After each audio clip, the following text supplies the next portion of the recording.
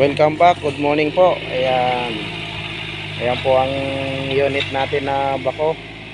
Kasalukuyan po na tuloy-tuloy siya na gumagawa dito sa site na project ni engineer po. Ayan o. Ayan na po ang natatrabaho ng ating unit na bako. Paikot na po yan. Nire-reprapan din po yan doon sa dulo sa kabila. Inaris project po ito. Inaris project ano? Ayan po si Foreman.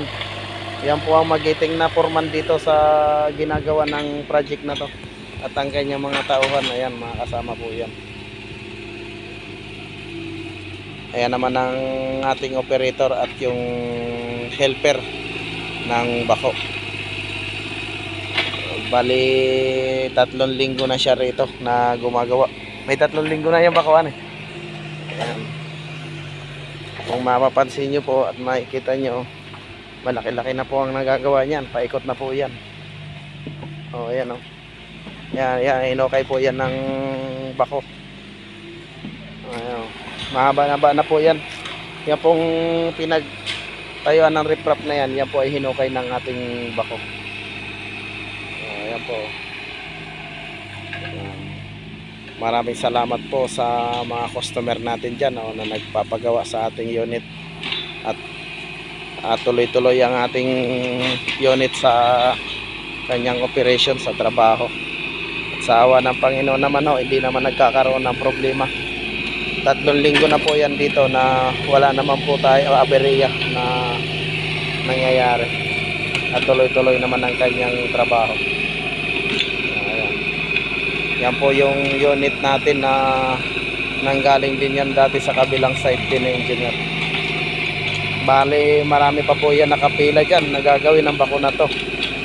Meron pa po tayo sa may Kisaw na babakuin, naka-schedule din po yun. Meron pa po tayo sa may San Guillermo na customer din na gusto magpabako.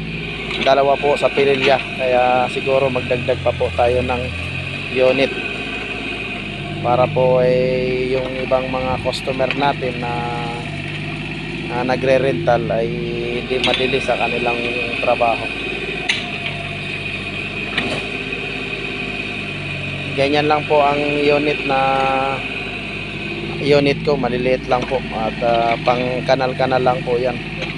Saka pwede na rin yan pang hauling, pang reprap, pang mga tayo ng building na 3 story. Yan, pwede po itong aking bako. Yan, maraming salamat po. Ayan, at ayan, malapit na to. Siguro mga 1 week na lang po matatapos na to. At may ililipat naman natin sa ibang site yung ating unit. Ayan. Thank you po. Good morning po at mabuhay po kayo.